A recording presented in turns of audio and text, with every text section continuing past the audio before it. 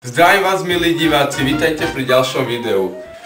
Určite sa vám stalo to, že ste sa po nejakom čase nejaké veci začali správať úplne inak ako na začiatku. V tomto videu vám ukážeme zo pár príkladov.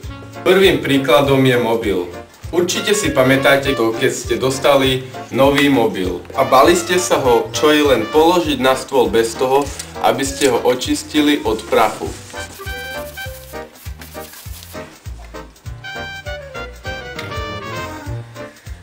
Približne po mesiaci používania sa odvážite svoj mobil hodiť na posteľ. Po dlhšom čase, keď už pre vás mobil neznamená až tak veľa, ocitne sa najskôr v takejto situácii. No počkajte chlapci, vybavím. Chceš si to zdvihnúť? No? Hej, dobre. No, tak ešte sa pohrajte. Druhou vecou je poriadok. Určite ste si niekedy po dlhej dobe upratali svoju izbu. A povedali ste si túto vetu. Konečne poriadok, dúfam, že to tak ostane aspoň do konca týždňa. No po hodine to vyzeralo takto.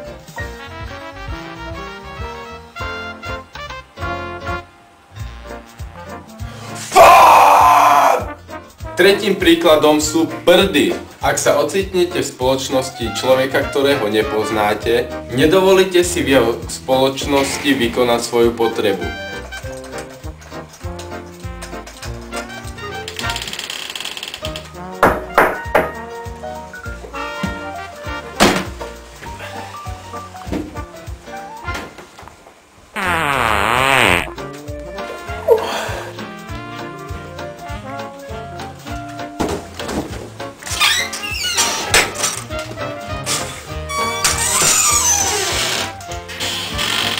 Po nejakej dobe, keď sa trošku spoznáte, odvážite sa ho spýtať, či by mu nevadilo, ak by ste si pri ňom zasrali.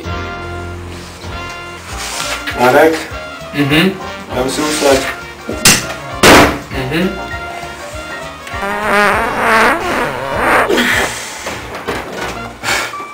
Ak sa dobre spoznáte a zistíte, že tá osoba je rovnako hnusná ako vy, nevyhnete sa ani takýmto situáciám. Poďme, ide. Štvrtým príkladom sú známky. Určite ste si na začiatku školského roka povedali túto vetu. Tak tento pôrok sa budem poriadne učiť a budem mať svätý pokoj učenia. No pred polročnou klasifikačnou porádou to bude vyzerať asi takto. Ty sa odkedy učíš? Kebyže neprepadám z matiky, môj zlatý, tak sa neučím vôbec. A ešte 4 z angliny, skoro prepadám zo sloviny a asi aj z telesnej. Piatým príkladom je mestská hromadná doprava. Na začiatku školského roka, keď ešte nie ste zvyknutí na režim mestskej hromadnej dopravy, chodíte napríklad na autobus takto. Kedy nám ide ten bus? Okolo 8. A koľko je teraz hodín? 7. Čo 7? Však to nám ide za pol hodinu, rýchlo poď. Taška.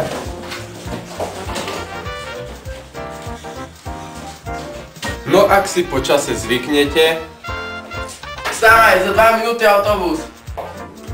to stihneme.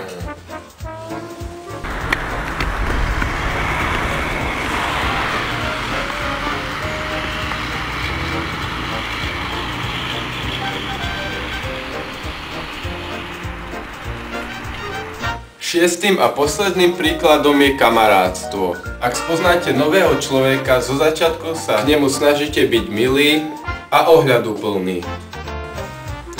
Počuj, mohol by som si požičať tvoje nožnice? Hej, pohode. Ale čo vrátiš ešte, hej, dneska požiadke do školy. Jasné, nech ti vrátim. No po mesiaci neskôr to vyzerá asi takto. Počuj, ty debil, zoberiem ti tvoje nožnice, hej? Ber a vypadni, a už sa nevrácaj.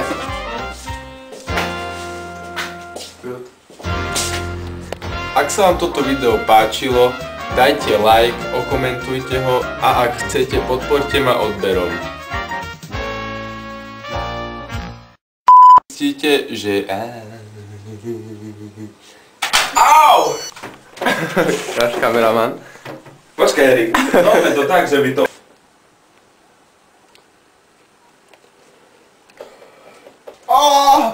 S jebom po vajcoch. Aha, do pindy. Normálne, Jožo, vlož sa do toho, ty si herec, ty si teraz herec. Čom si to ťaháš pred ksy? Ja neviem. Vedľa. Ej, moje ponožky. Podobné mám. Okej. Kedy sa... No neviem, sorry si toto. Nový mob... Sekunda, počkej, sa musím koncentrovať. Určite sa vám Zapierdalaj! I pacham naturálny! Vieš?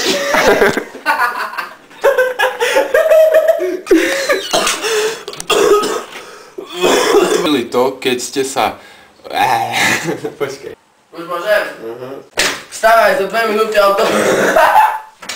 A sa začne skôr Erik, ktorý ho skopem. No, môžem? Nie! Erik, vstávaj! Vstávaj, za 2 minúty autobus. Ty buze, ja poviem! Môžem? Ty si píšo jak more. Vstávaj, za 2 minúty. To už koniec je, Eriček. A už ideme do školičky. Vstávaj. Ideme do školy.